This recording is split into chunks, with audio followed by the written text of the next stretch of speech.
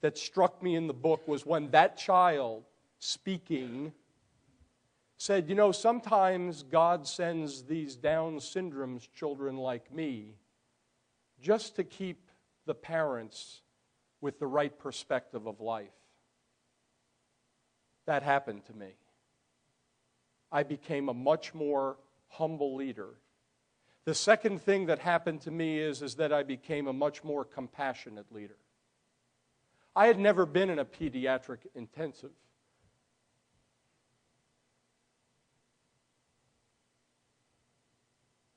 care unit in my life.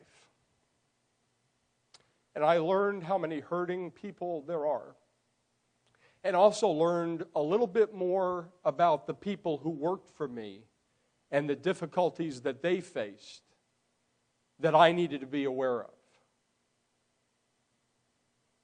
Not long after Daniel died, I got a new sergeant major at my squadron. He was the picture-perfect Marine. He's the guy that you'd want on the Marine Corps commercial, the Marine Corps poster, no emotion, walked with a strut. Everyone was deathly afraid of him, probably even me. He came in one day to my office and he closed the door and he said, "Sir, can I talk to you?" And I said, "Of course, Sergeant Major, sit down." And he just started weeping, not crying, weeping, telling me about he had just found out that his mother, who was the all in all of his life, had just been diagnosed with cancer. He said, "What am I going to do?" I think before Daniel, I would have said some things. I would have counseled him because I was trained as a Marine officer to counsel your people. But because of Daniel, there was something different in how I interacted with that sergeant major. It's called compassion, and it's needed in leadership. I don't care whether it's the financial industry or the military or education or the federal government. We need leaders who are compassionate, and Daniel helped teach me that. And I also learned from Daniel to differentiate what's urgent and what's important. Most people spend a lifetime trying to figure that out. I'm still not perfect at it for sure. But every time things approach me, I always kind of put it in the perspective of Daniel. What's really important here, and what's just urgent, grabbing at us, saying we've got to do something right now? Be careful of that. I always sit back and watch as I travel on airplanes. And I'm not saying that you've got a deep mental problem, if you're doing this, but I just sit back and watch as the plane lands and the stewardess says, "You may now use your cell phone." Everyone's on. And I'm always thinking to myself, gosh, what's so important?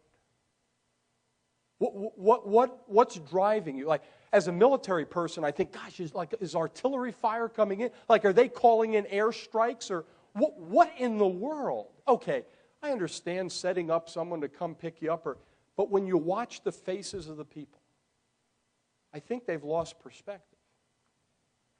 Daniel helped teach me what's important and what gets in the way as being urgent. Ultimately, through this experience of having to lead 3 organizations, if you want to call a family an organization, 3 organizations while facing a storm,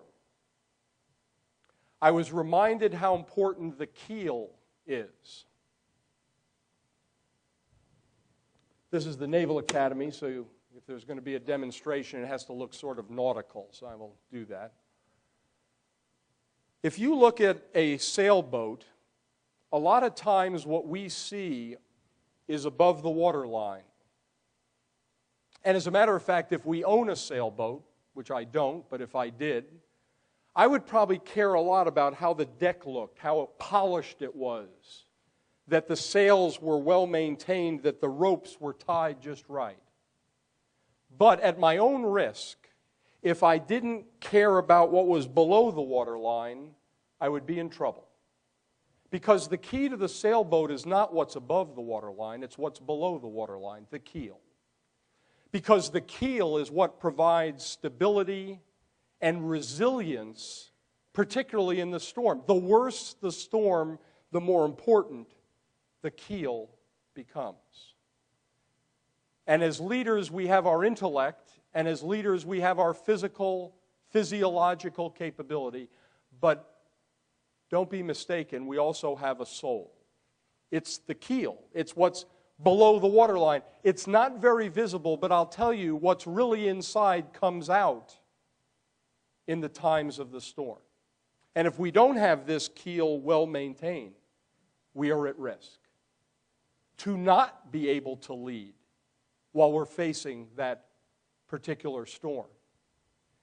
And through Daniel, I was reminded how important it was to do a couple of things.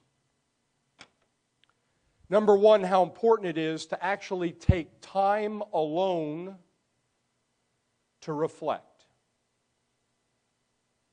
I think one of the strengths of the first group of people I named, Washington, Jefferson, Adams, Madison, Monroe, Hamilton, Franklin, that set them apart was they did take time alone to reflect. To reflect on the important issues of life. Why am I here? What's my purpose? Why is there suffering in the world? How in the world can these things happen, both to me personally as well as globally? What happens after I die? I mean, all the important questions. We need to spend time thinking about that, thinking about where we're going. Where did we come from? What's really important in our life? I have a cell phone. I don't have it with me, but I have a cell phone. I have a computer. I have a computer at home. I got a computer at work. I know how to text message. I know how to do Facebook. Those are all great tools. But after a while, they do something to us, and that is they take us away from reflecting. And if you're a leader and you're not reflecting, that keel is at risk. The second thing I learned is read the right things. I'm an operations research major, a math major. I'm a technical guy. I like analysis. I like plans. They're important. But I've learned leadership is mainly about people. So I read Solzhenitsyn. I read Abraham Lincoln, Admiral James Stockdale and his experience as a prisoner of war that was recommended the other day. I read the book of Job in the Bible about suffering. I read the book of Psalms because it talks about, in general, in most of the Psalms, a king who was leading and still had these storms. We have to refresh ourselves with reading the right things. And I also think we need to be connected with humanity. I think sometimes we at elite institutions can actually disconnect from humanity. The pediatric intensive care unit brought me back to humanity. The real world. When I took a high school lacrosse team in crisis, it connected me back to humanity. When I sat on the bus with my guys for the first time, riding to an away game. Like I hadn't ridden on a high school bus with a boys lacrosse team since I played in high school in the mid-1970s. And I began to know those young men, and they were men who had all kinds of hurts and problems, but they also had goals and ambitions. It connected me back because I spent most of my days working with people who were high-class folks, folks that had already sort of made it. It reconnected me to humanity. Have you ever stopped and worked with the elderly or the handicapped or someone of not your race, your ethnicity? Connect to humanity. Because if we take those three things, reflection, reading, and connection to humanity, it helps keep that keel maintained. And you'll need it maintained when you hit that storm. Let me close with a story about someone who had the lead in the midst of a storm. And if you go forward twice. He's not a familiar guy, probably to most of you. His name is Horatio Spafford. Pretty classy name, Horatio Spafford.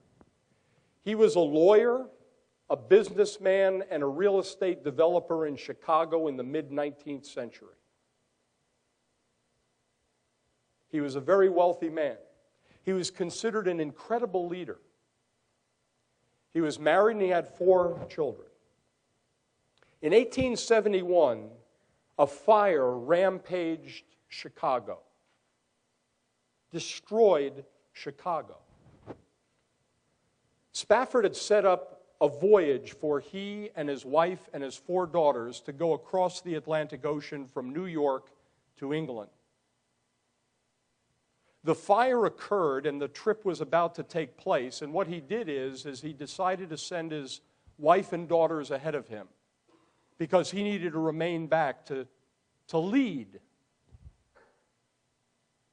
So his wife and his 4 daughters traveled from Chicago to New York. They get on an ocean liner and go across the Atlantic Ocean. During that voyage, that ocean liner strikes another vessel, and in 12 minutes it sinks. Horatio Spafford receives a telegram from England, from his wife, that says, "Saved alone." Spafford knew that when he received that telegraph and he put it together with the news that he had heard, that he had lost 4 daughters in an instant. So he made the decision he would leave Chicago, go to New York, and get on the next ocean liner to go across the Atlantic, which he